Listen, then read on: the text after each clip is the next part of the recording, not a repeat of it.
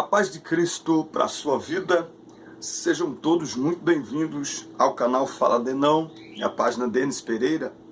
Curtam nossa página, inscrevam-se no nosso canal, clique no gostei, dê o seu like em todos os nossos vídeos. Isso nos ajuda a estruturar esse canal.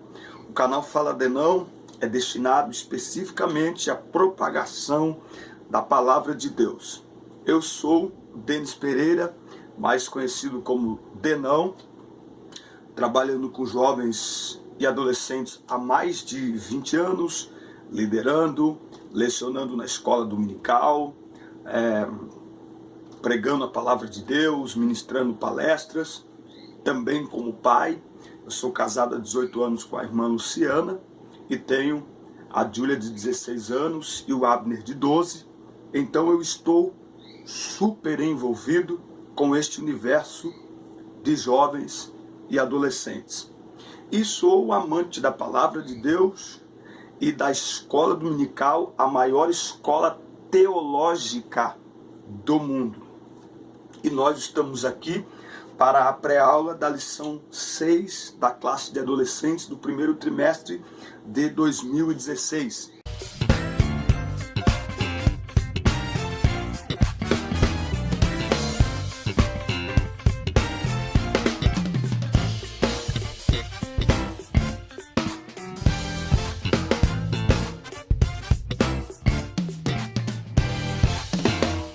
Quero dar as boas-vindas a todos os pastores, professores, líderes, superintendentes da escola dominical, a todos os envolvidos com a escola dominical. Que Deus em Cristo continue abençoando a vida de vocês. Quero lembrar a todos que na descrição dos vídeos, de todos os vídeos, são mais de 120 vídeos falando sobre relacionamentos, sobre sexualidade, para solteiros, enfim, dentro desse universo de jovens e adolescentes, tá certo? Este é o segundo trimestre que estamos trabalhando com pré-aulas para a classe de jovens, também tem a de jovens e de adolescentes. E na descrição dos vídeos tem as nossas redes sociais, incluindo o meu WhatsApp, incluindo um link de tirar dúvidas para professores da escola dominical. Você clica no link que está aqui abaixo e você entra diretamente num grupo só de professores, professoras, superintendentes da escola dominical, onde todas as semanas a gente discute, a gente coloca dinâmicas e é muito interessante. Eu disse aqui na outra aula, a gente tem pessoas de mais de 10 estados brasileiros. Quero saudar aqui uma irmã que fala com a gente de Portugal. Ela está em Portugal. Enfim, a internet é uma ferramenta poderosa de propagação do Evangelho. E você fala diretamente comigo pelo meu WhatsApp. Entra neste link onde a gente comenta a lição e tira dúvidas com pessoas de todos os lugares do Brasil, ali dando a sua opinião e colocando também uma posição bíblica sobre determinado assunto, tá bom? É muito importante, é uma palavra de incentivo muito legal, tá certo? Aqui também tem um link que você clica, na descrição dos vídeos, você clica e recebe este material que eu uso, tá bom? Que eu faço no PowerPoint, salvo em PDF ou em JPEG, que é aquele formato de foto, que você abre no seu celular. E você pode imprimir, como eu faço, porque estou usando o celular para gravar aula. Então eu imprimo, você pode imprimir para levar para a sala. E você também pode baixar no teu celular e também copiar esse link e mandar para todos os seus alunos, de maneira que é um material a mais que eles têm para participar da aula no domingo. Nós estamos muito felizes com o crescimento desse trabalho e eu quero aqui deixar uma palavra antes de nós iniciarmos aqui esta aula, agradecer por todos os comentários do nosso vídeo, é muito importante, nos incentiva outras pessoas. Quero deixar aqui uma palavra para você, que o professor, ele muitas vezes é um contato mais especial que o aluno tem durante toda a sua semana com o professor da escola dominical. Então é interessante ali no começo da aula uma conversa informal querer saber como que foi a semana, agora está voltando às aulas, saber como que está a expectativa deles nesta volta às aulas, procurar perceber se alguém precisa de uma ajuda específica, uma oração, um aconselhamento, se há aniversariantes, se há novos alunos na classe. Tudo isso cria um vínculo e fortalece o relacionamento professor e aluno. Um professor atento aos alunos, motivado, preparado para a aula, com certeza alcançará resultados excelentes em sua missão. Amém? Vamos lá então à pré-aula da lição 6, classe de adolescentes 2017. Nós estamos chegando no limite, não é? No meio do nosso trimestre. Nós já falamos das doutrinas, nós estamos neste trimestre falando das doutrinas bíblicas. Cremos na Bíblia, a bússola da vida, em Deus nosso Pai, em Jesus Cristo nosso Salvador, no Espírito Santo nosso Consolador, no pecado um problema. E hoje na lição 6 nós vamos falar, cremos na salvação, o novo nascimento. Muito bem, quero lembrar que estas aulas são extremamente importantes, a participação de todos os alunos. Inclusive, você vai ver na nossa grade de vídeos do canal que um vídeo anterior a esse é uma dinâmica da cruz de papel, muito simples para você fazer, tem a ver com esta aula. Você pode fazer aí na sua aula do próximo domingo e pedir a você também que tire fotos da sua classe quando você estiver fazendo a dinâmica, ou ali durante a aula, ou no final, faz uma selfie e manda para a gente no número do WhatsApp, que nós fazemos um mural e postamos para os professores. Isso incentiva saber que existem pessoas ao redor do mundo que se reúnem para estudar a palavra de Deus, a mesma lição, o mesmo assunto. Isso é fantástico, isso é motivador. Amém? Muito bem. Cremos na salvação, o novo nascimento. O texto bíblico está em João 3, dos versículos 3 ao 8. O texto em destaque é João 3 e versículo 3. A isto respondeu Jesus: em verdade te digo, que se alguém não nascer de novo, não pode ver o reino de Deus. A introdução da nossa aula, ela começa dizendo: Jesus é o Cordeiro que foi morto desde a fundação do mundo. Apocalipse 13 e 8. Este versículo mostra que Deus não foi pego de surpresa quando o pecado adentrou ao mundo. Lembra daquela qualidade divina que estudamos na lição 2, a onisciência? Isto é, Deus conhece todas as coisas antes de acontecerem. Então, para refletir um pouco com os alunos nessa introdução, você pode receber essa pergunta de um aluno, você pode provocar essa reflexão com uma pergunta, e é interessante refletir sobre isso, porque se essa discussão não acontecer na classe, ali na igreja, na escola dominical, ela é uma pergunta muito comum que às vezes um professor faz na escola quando descobre que aquele aluno frequenta a igreja, que aquele aluno é um cristão. Às vezes ela ocorre como uma pegadinha, sabe? Para ver se aquele menino vai saber responder, se ele é crente mesmo.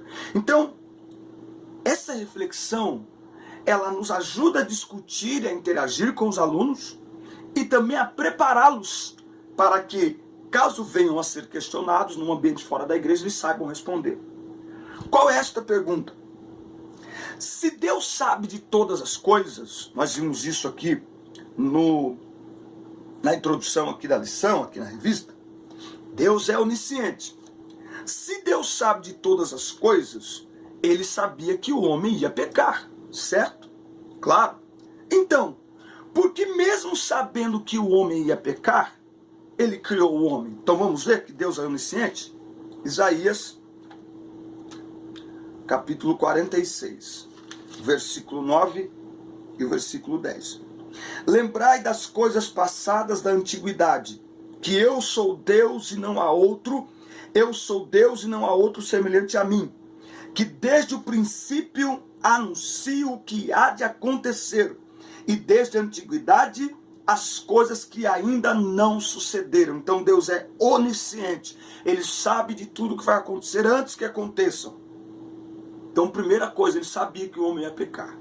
Mas acontece também que Deus é imutável. Já ouviu falar da imutabilidade de Deus? Ele não muda. Vamos ver aqui, ó, Números 23 e 19. Deus não é homem para que minta, nem filho do homem para que se arrependa. Porventura, tendo ele prometido, não o fará? Ou, tendo falado, não o cumprirá? Então veja, Deus é imutável. Malaquias 3 e 6. Vamos ver? Malaquias 3 e 6. Porque eu, o Senhor, não mudo. Tiago, uma referência aqui no Novo Testamento. Tiago 1 e 17. Toda boa dádiva e todo dom perfeito são lá do alto, descendo do Pai das luzes, em quem não pode existir variação ou sombra de mudança. Então, o primeiro atributo que Deus revelou a Moisés foi o quê? Quando Moisés pergunta o nome, o que Deus diz? Diga que o eu sou. Portanto, Deus é. Ele é eterno. Ele é ontem, hoje e amanhã. Ele é. E ele é imutável. Ele não muda. Então preste atenção. Quando Deus decide fazer algo, Ele não volta atrás. Então, mesmo sabendo que o homem pecaria, Ele cumpriu sua decisão de criá-lo. E para demonstrar a perfeição de seu plano, Ele criou o homem e preparou o caminho de reconciliação do homem consigo mesmo desde a eternidade. Quer ver? 1 Pedro 1, 19 e 20.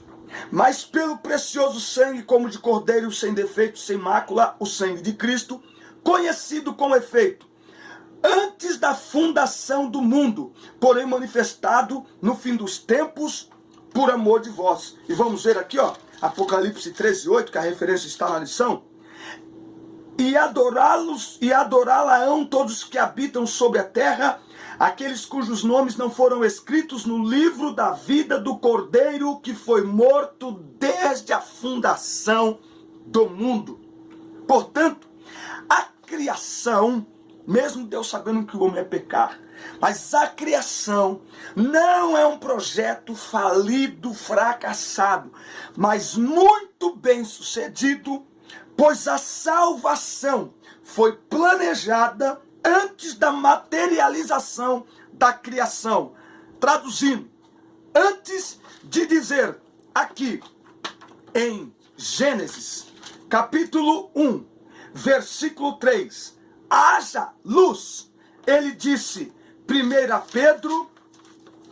Pedro 1, 20, conhecido com efeito antes da fundação do mundo. Traduzindo, antes de Deus dizer, haja luz, ele disse, haja cruz. Então essa é a resposta para uma dúvida que o aluno pode levantar, e se ele não levantar, é importante que você provoque esta reflexão para prepará-lo. E com certeza tem muito professor que com esta reflexão, ele já começou a olhar com uma motivação maior para esta aula. Esta aula é fantástica, falar de salvação é algo simplesmente maravilhoso. Muito bem, nesta lição nós vamos entender o termo expiação, apontar a morte de Jesus como substitutiva para a humanidade e afirmar que o novo nascimento é produto da operação da salvação de Deus para o homem. Então, primeira parte aqui, a expiação. Expia o quê? Não é? Então, para compreendermos o valor da morte de Jesus de Nazaré, sua conexão com a nossa realidade de pecado e a salvação da vida através do Calvário, precisamos saber o conceito de expiação.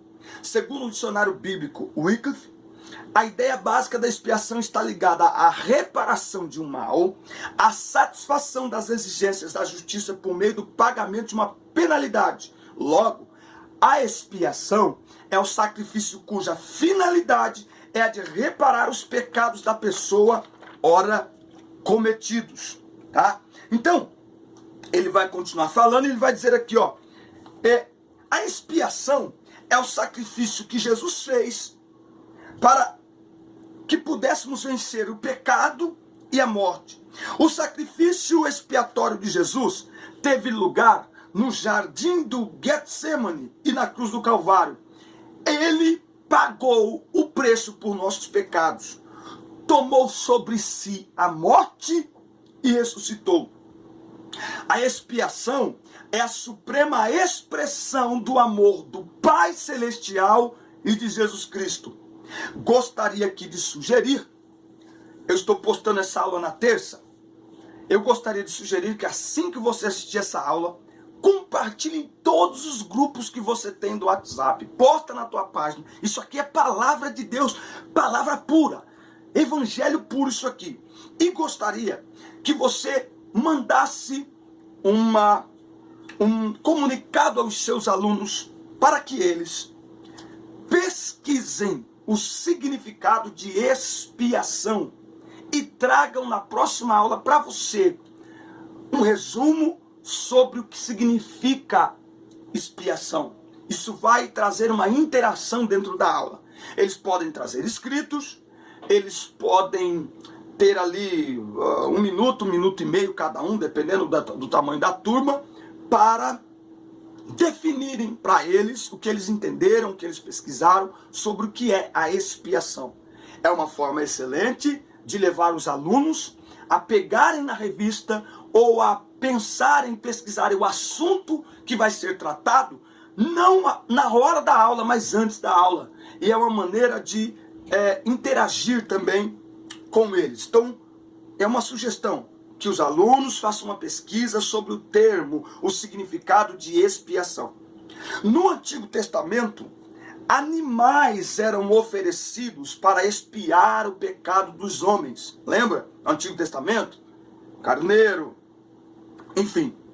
Mas aquilo era apenas símbolo. Aquilo era apenas símbolo. Então, para nós entendermos o que é expiação, Hebreus, capítulo 9, Hebreus, capítulo 9, versículos do 11 até o 28. Tá? Eu não vou ler todos esses versículos, mas eu quero lhe pedir encarecidamente que você leia. Por quê? Gente, a Bíblia muitas vezes interpreta a Bíblia, e há textos na Bíblia que são autoexplicativos.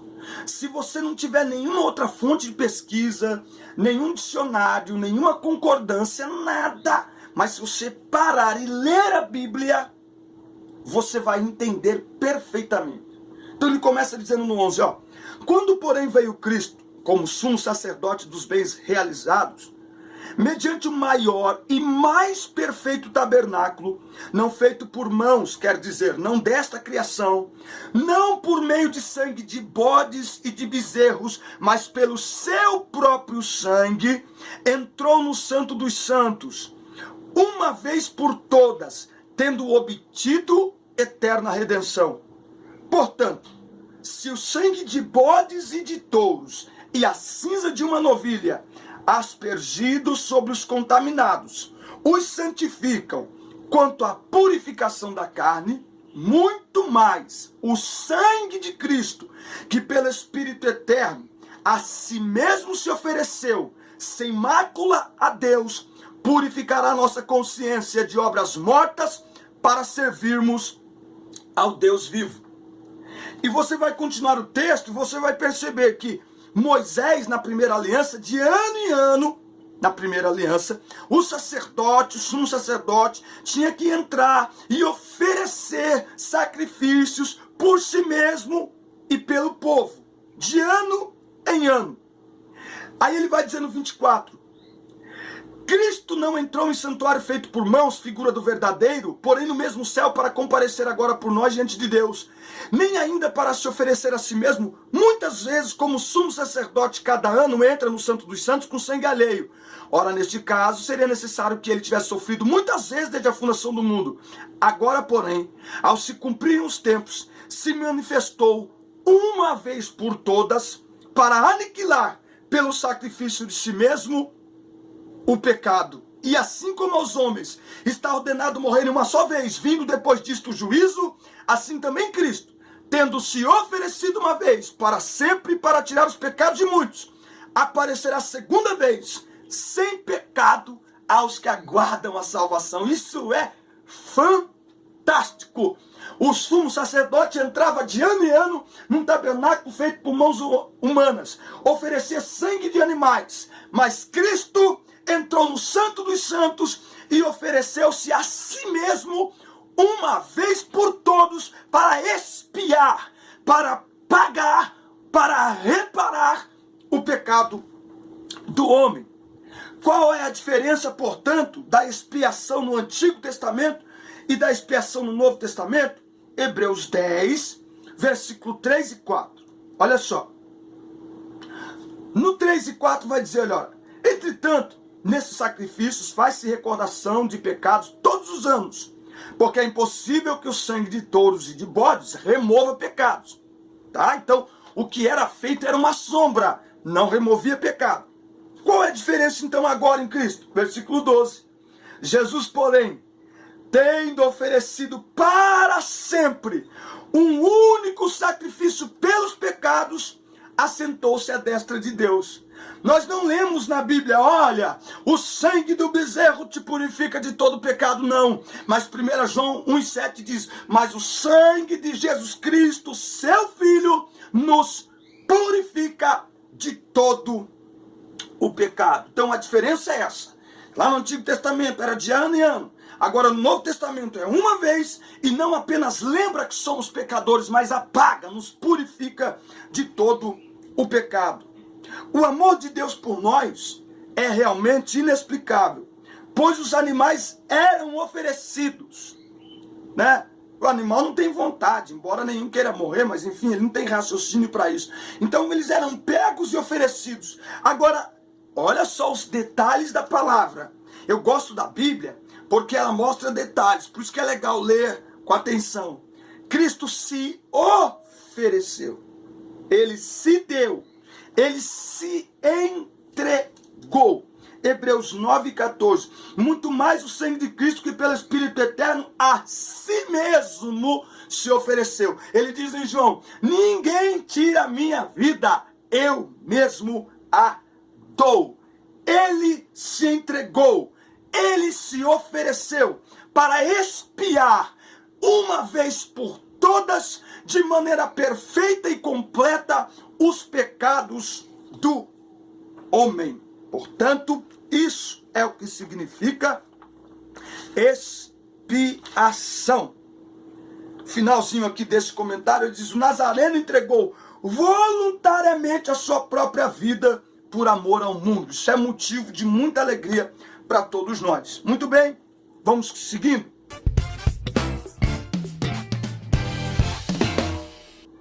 A morte substitutiva de Cristo.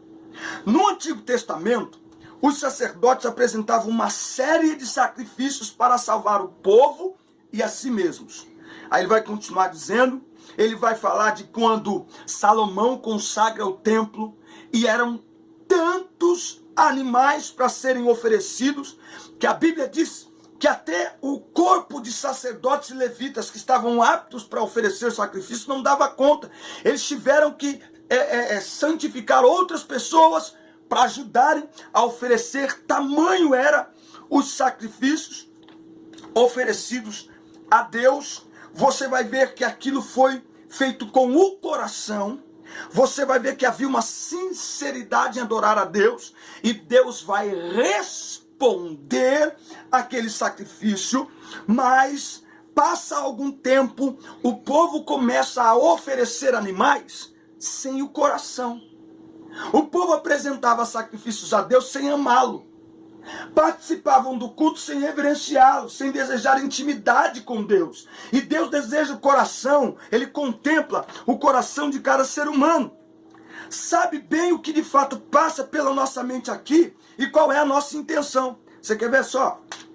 Isaías 29 e 13.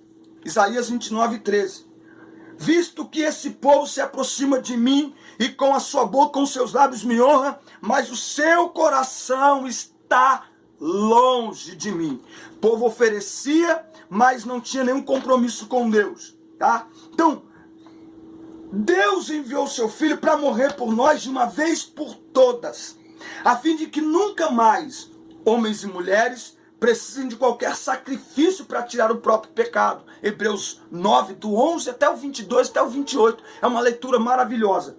Jesus morreu em nosso lugar. Sua morte é poderosa e suficiente para nos redimir de todo o pecado. A morte substitutiva de Jesus, a morte de Cristo como substituição. O que é substituição? É tomar o lugar de outra pessoa, é assumir a culpa no lugar de outra pessoa. Por exemplo, quem deveria morrer pelos nossos próprios pecados éramos nós. Mas Cristo tomou o nosso lugar. Ele se fez o nosso substituto. Lembrando que não era algo que merecíamos, lembra? É graça. Nos dar aquilo que não merecemos. E misericórdia. Retirar de nós aquilo que merecíamos. O que nós merecíamos com os nossos pecados? A condenação, a morte eterna. O salário do pecado é a morte. Mas o dom gratuito, o dom voluntário de Deus é a vida eterna. Várias passagens falam que os nossos pecados foram lançados sobre Cristo. A mais emblemática delas está aqui mesmo em Isaías, capítulo 53. Ela fala de uma maneira muito forte. Isaías 53 e 5. Mas ele foi traspassado pelas nossas transgressões e moído pelas nossas iniquidades. O castigo que nos traz a paz estava sobre ele, e pelas suas pisaduras fomos sarados. Portanto, a ideia nessas referências também tem João 1,29, quando João diz: eis aí o Cordeiro de Deus que tira o pecado do mundo, 1 Pedro 2,24. A ideia é que Jesus levou nossas transgressões. As transgressões foram colocadas sobre ele, ou transferidas de nós para ele. Isso é substituição. Uma outra prova de que a morte de Cristo foi substitutiva é a preposição grega uper. Ela tem dois sentidos: em lugar de e a favor de. A morte de Cristo em lugar de. Vamos lá? 1 Timóteo 2 e 6. 1 Timóteo 2 e 6. O qual a si mesmo se deu em resgate por todos. Então isso é a morte de Cristo em lugar de. Mas também tem a morte de Cristo em favor de. Romanos, capítulo 5, versículo 6. Porque Cristo, quando nós ainda éramos fracos, morreu a seu tempo pelos ímpios, em favor dos ímpios. Concluindo, a morte de Cristo foi substitutiva, porque tomou o nosso lugar. Porque Cristo morreu a nossa morte, morreu em nosso favor. Isso é a morte substitutiva de Cristo. Eu confesso que às vezes eu quero ser um pouco até mais comedido, até na voz. Mas quando eu falo disso, isso enche a minha alma. Isso me emociona, isso mexe comigo. Eu tenho esta maneira de lecionar. Nem todo mundo gosta. Mas isso aqui é a palavra viva. Saber que isso aqui funciona. E que nós... Hebreus 4:12 diz, a palavra é viva. Tem gente que está falando da Bíblia, mas a maneira como fala não passa o menor entusiasmo. Então esse é o meu jeito, cada um tem a sua característica, não é? Muito bem. Eu nasci de novo, que é o questionamento que Nicodemos vai fazer. Mas espera aí, como é que pode um homem nascer de novo sendo já velho? Para nascer de novo, o homem deve crer que Deus enviou Jesus Cristo a fim de que não perecêssemos.